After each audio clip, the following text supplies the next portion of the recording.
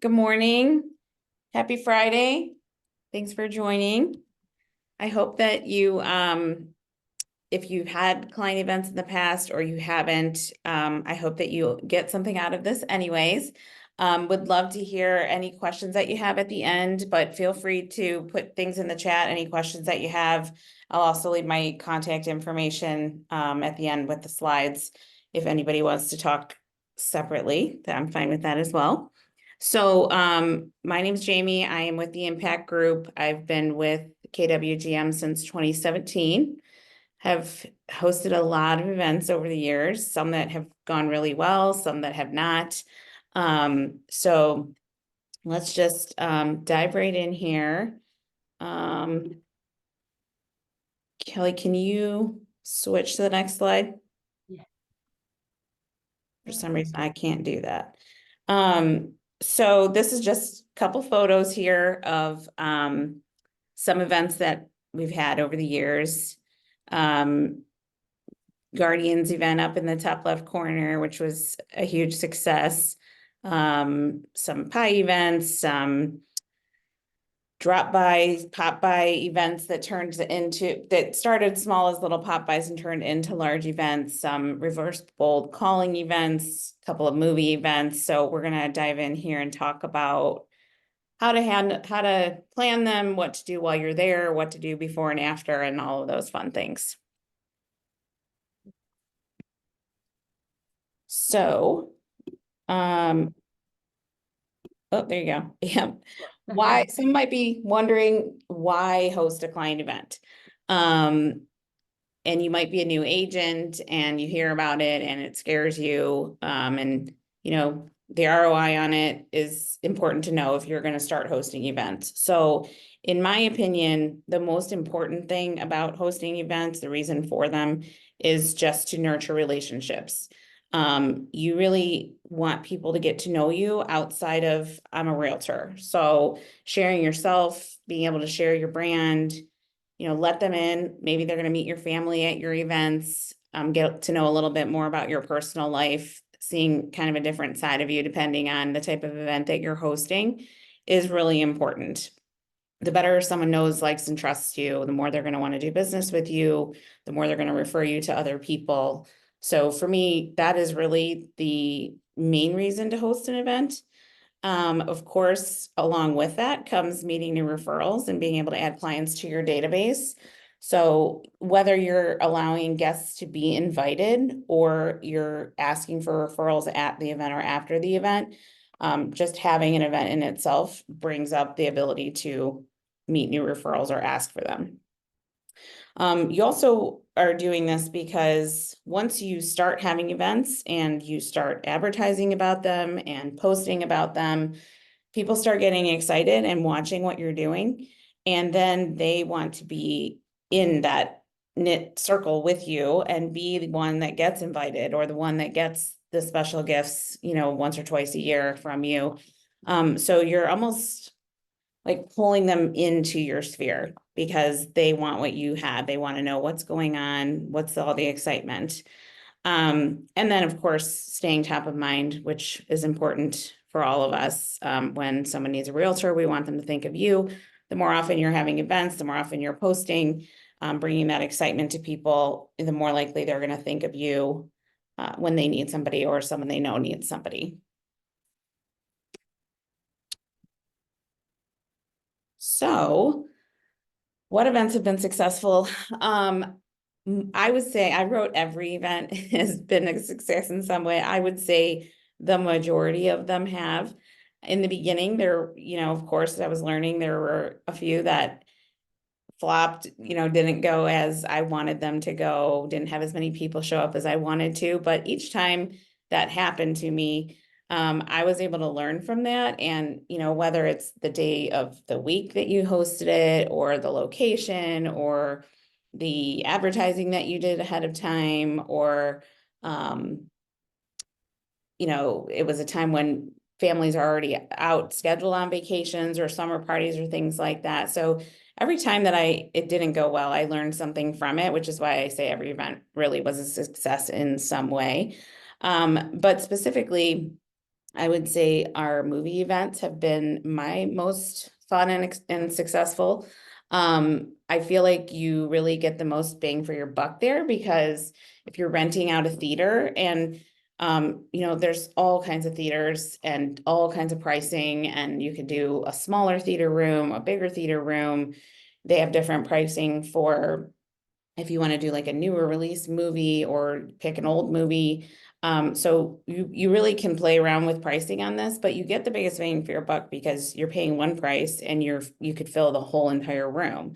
So, you can invite people to bring their best friend, their neighbor, their kids. And you have space for those people, but you're still only paying one price. It's not like a per ticket, per person price. So I have found the movie events have been fun to advertise, fun to make giveaways for. They bring a lot of people together and everyone seems to have a good time. My next favorite was our Guardians game event. This is awesome and a lot of people want to be there, and it's a big hype. It's something you can advertise a lot. The problem with it is that it's one of the most costly that I've done. So, the downside is that you can't invite as many people. So you might be making more of an impact on the few that you can invite, but you have less people that you can get there due to the cost. It also logistically can be a little bit difficult for people with parking, and sometimes it's, a weeknight and all of that. So you really want to make sure the people that you invite are committed to coming, because it's also not fun when you've paid for a specific person to come and they don't show up, because that's a lot of money. Another really fun event that we do is Thanksgiving pies. I know a lot of people that do this event, and for me, it started as a pop by. So I really feel like you can take small pop buys and turn them into an event.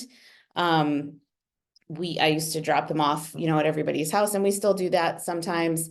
But you also can turn that into an event and have people come to you, whether you do it here at the office, and rent, a conference room, or in the parking lot, and you have people come join you and set up a little tent, or at a venue, a community center or something like that. It really doesn't have to be an expensive event. And you can add, low cost stuff to hot cider, hot chocolate. You can have a little music playing. I had my kids make cookies one year, and we had, all different cookies along with it. And people come by and they chit chat and grab their stuff and go. So it's, not a lot of time, not a lot of money. And it definitely makes an impact, and it's a great thing to post about. So that has been a good one. And then the last one I have on here is our reverse bold. So this one is a little bit different, where you're not having everybody get together in person. Instead, it's like a call-a-thon. So instead of us calling out to a bunch of people like you do in Bold, we set up a phone line where people are calling in, and you use something to draw them to call in. So you have a giveaway where you draw names, and you entice for several weeks beforehand to have them call in. You're posting about it, what the prizes are and things like that. And of course, when they call in, they're giving us, information so we can add to our database. So if we're asking name, phone number, email address, birthdays, things like that. What are your real estate plans in the next 12 months? Any referrals? So we also have asked if they know anyone looking to get into real estate, which has brought in some referrals as well, if you're looking to grow your downline. So that's a great event too, if you're trying to build up your database or add, beef up the information that you already have in there, and you get people to call into you. And then, everyone that calls goes into a drawing for however many prizes that you have. So that has been a little bit of a different event, but also really good for myself and our team. I'm going to stop here for 1 second. Does anyone have questions so far on anything that I've said? Feel free to come off mute.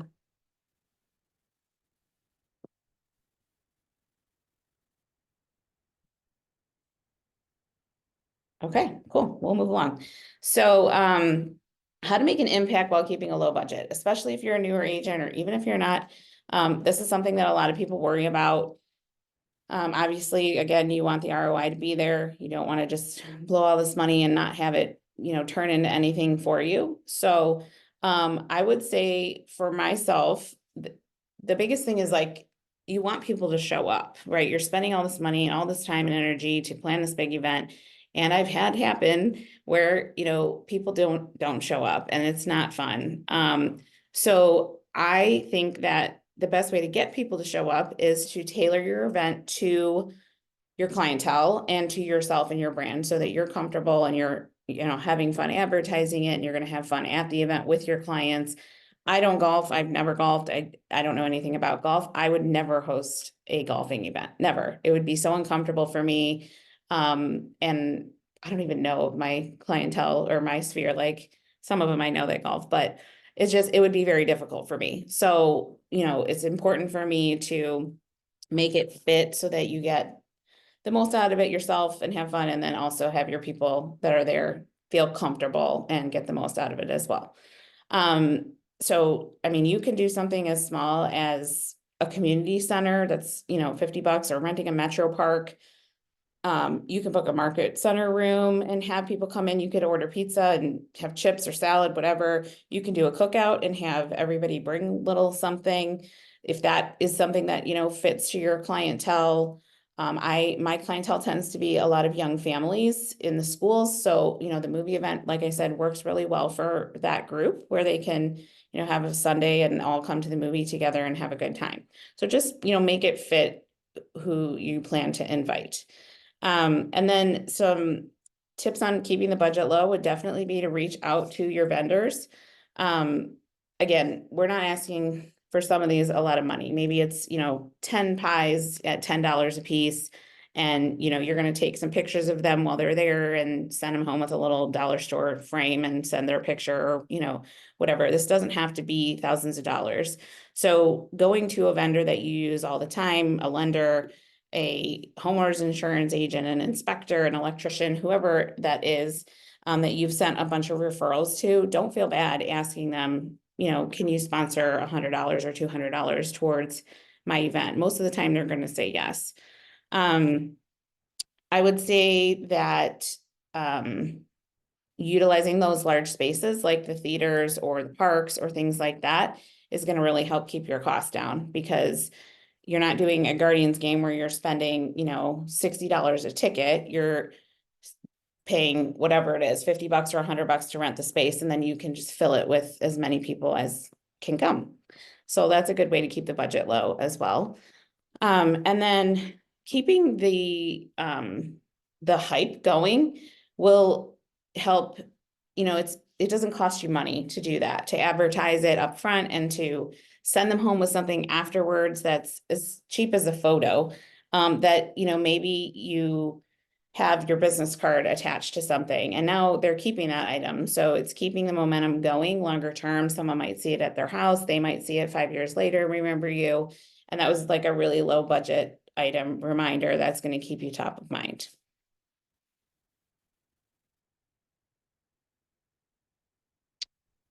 The one thing I will say about using vendors is, again, absolutely ask them. The worst they can say is no. But if you do a lot of business with them, again, they're more than likely going to want to participate, and then they can come to the event as well and give away their pens or their business cards and things like that. Just be careful. They do have rules with RESPA. So, a lot of times you'll run into where they can't, like, where you pay for something and then they pay you back. They can't like write you a check for $100. So rather than that, maybe they pay for your giveaways directly. They order them, they give you the card number or whatever that is, or they pay the vendor directly and you split it on 2 cards. If they, have a certain amount of money that they want to contribute, then you ask, the place that's hosting the event if we can split this on 2 separate cards. So again, they're not going to just write you a check for whatever you agreed to spend. They usually need to spend it directly with another vendor or on items or giveaways or things like that. And as I said before, don't feel bad asking. So when to plan and who to invite. when planning it really depends on your event. Do you need to book a room or a theater or a park or pavilion, something like that in advance? Community pool. I've had, people that have rented out an entire pool and done a pool event. It depends on the time of the year that you're picking and days of week. If it's during the week versus a weekend, you might need to, plan sooner than later. So I think you just need to take that all into account. And it never hurts to make the call much earlier and find out. And they might tell you like, oh, well, we don't really need to book this for another couple months, but you don't want to wait too long and then you have to replan your whole idea because it's not available. So, I've had people that have done large New Year's Eve galas. Obviously, that is a huge event. You have to book things way in advance. And, that could be like 6 months of planning. Whereas the pie event, you could plan within a week. I mean, obviously you want to advertise it sooner than that, but you're just picking up pies, maybe some cider and cocoa or whatever, and throwing it together in the office or in a parking lot or something like that. That's not going to need as much time. So you kind of have to play that by ear depending on what you're doing. No matter what you're doing though, you want to have a touch plan in front of that. So that might start prior to actually booking things. It's just getting the hype going, getting people excited, starting to talk about it so that when you do send the invites, kind of like a save the date beforehand, that you're giving them a heads up so that they'll be available. Just like any other party, I would say like 4 to 6 weeks out, you might send an invite. And then maybe 3 to 4 weeks, you're calling, making sure that they got the invite and RSVPing. 2 to 3 weeks out, you might want to give them a quick call if they haven't RSVP'd yet. Posting reminders on social media. Maybe you're sending emails or text reminders the week before the event, the day of the event or the day before. I also like to post, can't wait to see you there, things like that. The thing that you're getting out of this is multiple touches, which is going to help you. And one of the reasons to have an event is to stay top of mind. So this gives you an excuse to continue to touch on all of these people that you've invited. As far as who you're inviting, again, just like when, this depends on what your event is. How many people can you fit in there? What is the cost? Is there a per person cost versus a big room where you can invite more people at no cost? Is it a huge golf tournament? Is it a nonprofit, like a fundraiser where you're having a bunch of people, a New Year's event? Those are all, a lot of people renting a movie theater, things like that. But you could do smaller things like an ice cream social, a cookout, the pie giveaways and things like that, where you're going to have a much smaller group. So depending on what type of event you're having and where your venue is, then you can decide, like, am I doing my top 5 to 10 clients that have given me the most business and given me referrals or things like that? Am I doing my top 50 that might include my sphere as well as maybe past clients? Am I inviting everybody? And I have this huge space and whoever can come can come. Plan for people to not be able to show up. So you usually can invite a little bit more than what you think, just like any other party. But if you're doing one of those, really specific events, say your top 5 or 10, say you're doing a big, like a cooking class for 5 couples or a paint and sip or something like that. You really want to firm up their RSVP because again, you're spending quite a bit of money on this. And the worst thing is, you get there and half the people don't show up and you could have used that for other people. It's really disappointing. So staying on top of those RSVPs, staying on top of those touches, no matter who it is that you're inviting, is really important. So prior to the event, just like if you were planning a birthday party or anything else, you're going to plan and you're going to advertise as much as you can on social media or through these touch calls and invites that you're sending. Definitely get help. Whether you're asking like another realtor, let's say someone on your team, or if you're a solo agent, you partner with another agent in the market center that maybe they like to do events too, and you guys can partner up and help each other. You're going to want help, and we'll talk a little bit about why when we talk about during the event. Obviously you need to book your venue in enough time. You want to talk to your vendors and, ask for sponsorship if needed. You're purchasing giveaways, supplies, which sometimes those take some time to order and get to you as well. And I'd be careful that you do that ahead of time because there can be mistakes. Maybe things are spelled wrong if you have, your advertising on your giveaways. Maybe a supply comes in and it doesn't look anything like what you saw online, which has happened to me before. So you want to give yourself time if you're ordering stuff to make sure that it's accurate before your event. Obviously, you're inviting people and you're following up constantly, make sure they received it. If they didn't RSVP, you're calling them again. And then, like we said before, you're going to touch them the day before, the day of the event, and let them know that you're excited to see them. So let's talk about during the event. During the event, it is extremely important to take a minute, get everyone to quiet down, and thank them for coming, because we all know, like, we RSVP to things 3 weeks, 4 weeks in advance of something, and then it gets to the time and you're like, oh gosh, should we go? I don't know. We have this other thing. We have a soccer game. We have, whatever. Things come up after you've already RSVP'd. So the people who have committed to coming and follow through and actually show up to your event, you do want to thank them. Thank them for being there. Thank them if they're a past client for doing business with you and trusting you. If they've referred you business, you're thanking them for that. If they've done multiple businesses with you, you're thanking them for that. Whatever it is, that brought them onto your list to invite them, thank them. You want to get around and talk to everybody, make them feel welcome and comfortable. A lot of times people are going to be there from all different parts of your life and they don't know each other at all. Or some of them do, and they're in a corner chit-chatting and being in their group. And then they have other stragglers that are kind of by themselves, just standing there. So walking around, introducing those who don't know other people to other guests so that they can, kind of join in their conversation and make them feel more comfortable is great.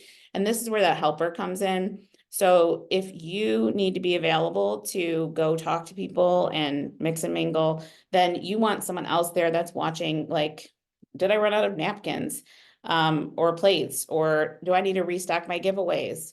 Do I need someone near the door telling them, like, make your way in, grab this and that, and then we're in theater 4, or, depending on your event, whatever it is, you want other people there helping you. And obviously the bigger your event, the more people that you need to enlist for help.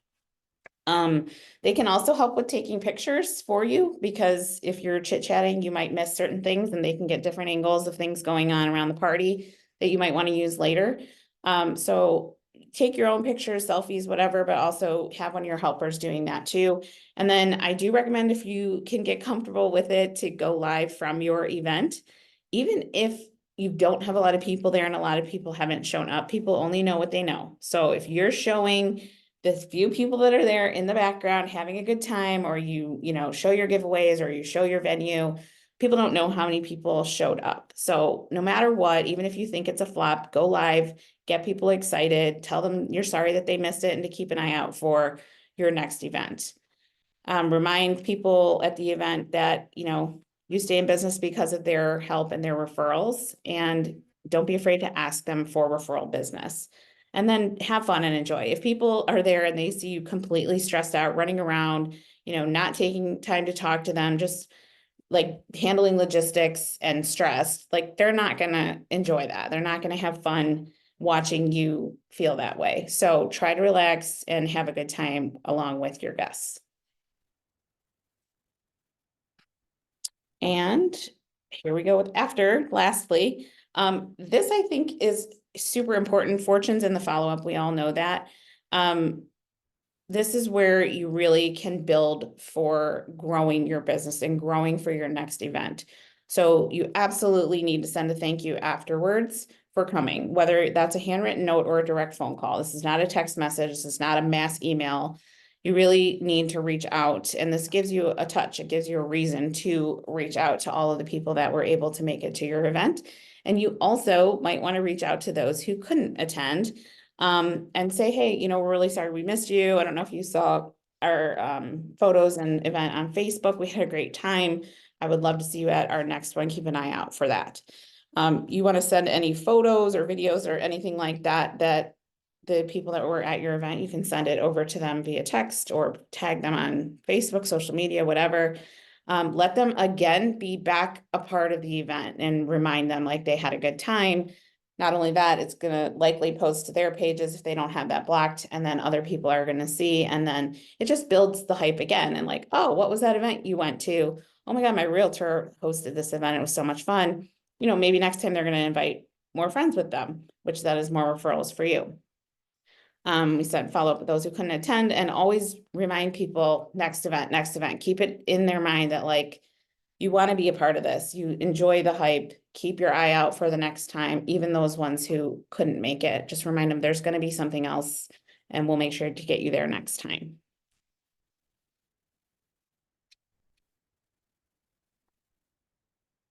Anyone have any questions?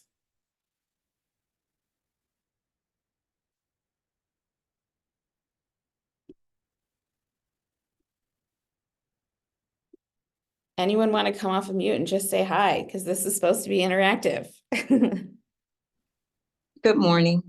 Good morning. Thank you. Thank you for the information, you know, even though pretty much I did my first event last year, small. I have a girl that works with me to do them, and it turned out so nice and exciting. And being in the business so long, it was just taking the time out to do it. And I always recognize my clients other ways, but the events give you that on personal touch, and you share some good information. And just, it's always good to listen to different ideas, how people do events, because I'm on calls with over probably 900 agents during the week, and hear different ways that's out of town and in town, how they do events. So yeah, the takeaway is very good just to hear. And it's real simple. It's just getting started. I think it's the hard part. So thank you. Absolutely. Thanks for sharing that, Carol. And like I said in the beginning, I had my share of events that flopped and did not go well. But the best thing that you can do is don't let other people know that.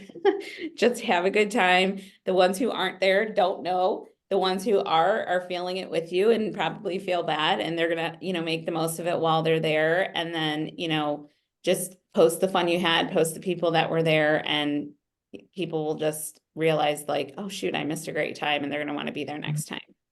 You know what? And I'll say this also. That's not my first. That was my first like event during the holiday season, but I've done several events, and it was really for information purposes, like estate planning, and if you don't have it. And I found that the first two events was very low, but it didn't bother me. It still worked, made the best of it.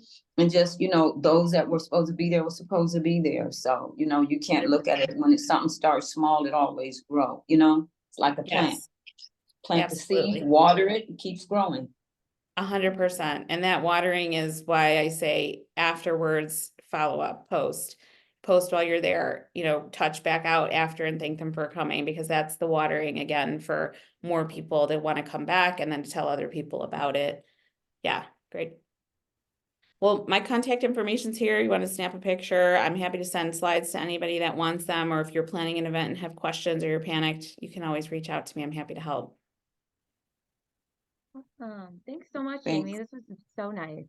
Yeah, thanks everyone for coming. Have a good weekend. You too. Thanks, everyone. Have a good weekend.